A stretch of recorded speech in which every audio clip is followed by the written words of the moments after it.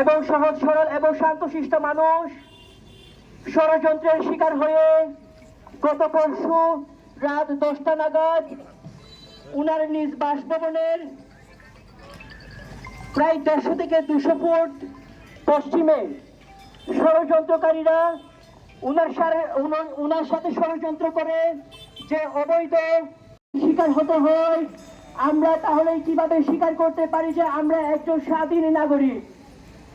আমরা আমাদের নিরাপত্তা চাই, আমরা আমাদের স্বাধীনতা চাই। আমরা এইসব গত 5ই আগস্ট আমাদের এই সরকার এবং ব্রিটিশ সরকার যেভাবে দেশে গত 15 বছর যাবৎ অত্যাচার, নিপীড়ন এবং হত্যাযজ্ঞের মধ্য দিয়ে শাসন করেছেন।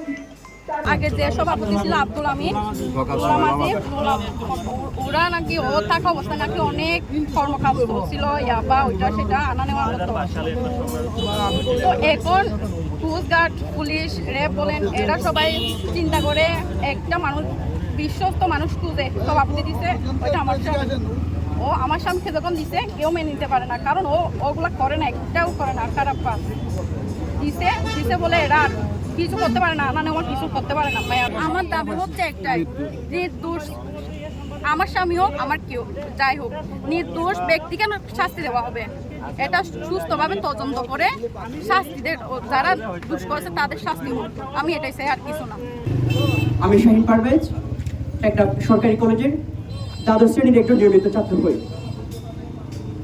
সম্মানিত সাংবাদিক ভাইয়েরা, আজকে আমাদের এই মানববন্ধনের প্রধান কারণ হচ্ছে আমার বাবা শহীদুল্লাহ শহীদকে ষড়যন্ত্রকারীরা যেভাবে ষড়যন্ত্রের শিকার করে পেটোয়া বাহিনী অর্থাৎ কোস্টগার্ডকে মূল মন্ত্র করে যেভাবে অবৈধভাবে মামলা দিয়ে কারাগারে প্রেরণ করেছে, তার জন্য আমরা প্রথমে তীব্র নিন্দা এবং প্রতিবাদ জানাই। আমি মনে করি বাংলাদেশ দ্বিতীয়বারের মতো স্বাধীন হওয়ার পরও আমরা কিন্তু এখনো স্বাধীন না, আমরা কিন্তু এখনো নিরাপত্তাই না। কারণ যে এই যে দেখেন, আমার মামা যেভাবে একজন নিরপরাধ এবং নিরপেক্ষ ব্যক্তি হয়ে যে হুমকি তুমকি এবং মামলা শিকার হয়ে কিছুক্ষণ আগে উনাকে কক্সবাজার কারাগারে প্রেরণ করেছেন। অত্যন্ত দুঃখের সহিত বলতেছি, এটার কাম্য কিন্তু আমাদের পরিবারের, আমাদের এলাকাবাসীর, আমাদের শিক্ষার্থীদের কারো কাম্য ছিল না। এটুকুই বলতে চাব, আমরা আমাদের বাংলাদেশের সকল নাগরিকের নিজ নিজ স্থান থেকে নিজ নিজের নিরাপত্তা চাই, নিজ নিজের স্বাধীনতা চাই। বেশি কিছু বলবো না, আমার সংক্ষিপ্ত একটা কথা বলে শেষ করব। আমার মামা, যে আপনারা সবাই অবগত আছেন, একজন নির্দোষ এবং নিরপরাধ মানুষ। সবাই জানেন আমার মামা ষড়যন্ত্রের শিকার, আমার মামা ষড়যন্ত্রের শিকার এবং পূর্বে যে সমস্ত ইয়াবার গডফাদার এবং চোরাচালানকারী, তাছাড়া মায়ানমার থেকে যারা প্রতিনিয়ত অবৈধ জিনিসপত্র দেশে ঢুকাতো বা দেশ থেকে কি করতো, অবৈধভাবে পাচার করতো, তাদের সম্পূর্ণ ষড়যন্ত্রের শিকার হয়েছে আমার মামা। বেশি কিছু বলতে চাইবো না।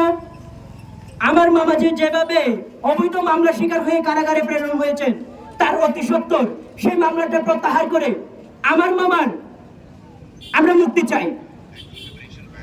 আমার মামার আমরা মুক্তি চাই, সেই অবৈধ মামলা প্রত্যাহার করে আমরা আমার মামার মুক্তি চাই।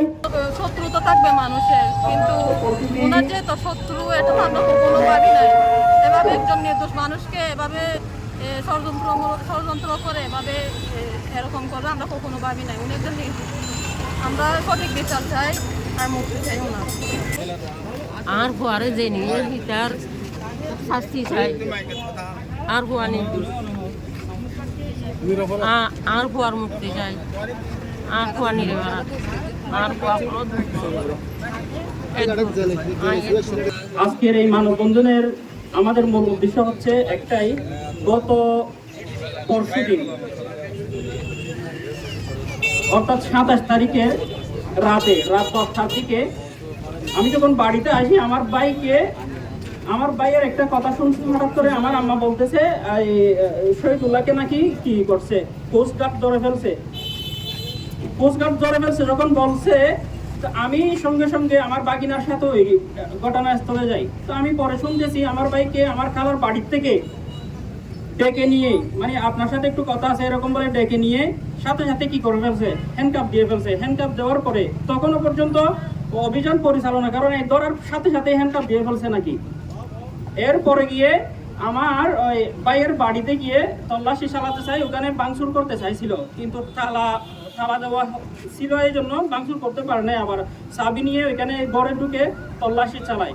তল্লাশি চালানোর পরে কিচ্ছু পাই নাই, কোনো কিছু পাই নাই। আমি ওখানে ঘটনাস্থলে উপস্থিত ছিলাম অবশ্যই, ওইখানে কিছু পাওয়া হয় নাই। এরপরে দুজন অফিসারে ডাকছে ওইদিকে যাও এরকম বলে, ওই দিক থেকে দেড় মিনিট পরে হঠাৎ করে কি করছে, স্যার আমরা পাইছি এরকম বলে একটা কাপড়ে মোড়ানো এবং বস্তায় মোড়ানো একটা অস্ত্র, যেটা বাংলাদেশি না। আমি G3 একটা গান, যেটা ডিজিবির হাতে বা প্রশাসনের হাতে থাকে, এরকম একটা দামি গান, এটা আমি কোনোদিন চুকিয়ে দেখিনি। এরকম একটা ভারী অস্ত্র, আমি আশ্চর্য হয়ে গেছি। আমার ভাই বলতেছে আল্লাহু আকবার এরকম বলে বলছে, আমি আশ্চর্য হয়ে গেছি। আমি বাকরুদ্ধ একদম, আমি হাইরে আল্লাহ এরকম বলে শুধু একটা আওয়াজ করতে পারছি। এরপরে গিয়ে আমার বাড়িতে শুদ্ধ ওই অস্ত্রটা আর ঢুকাই নাই, এবং আমার বাড়ি থেকে, আমার ভাইয়ের বাড়ি থেকে একটা দাও নিছে।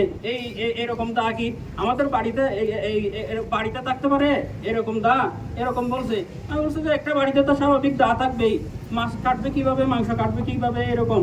তো এরপরে গিয়ে একটা সামনে দা সহ অস্ত্র সহ ছবি করছে। এরপর আমার বাইকে নিয়ে যাই।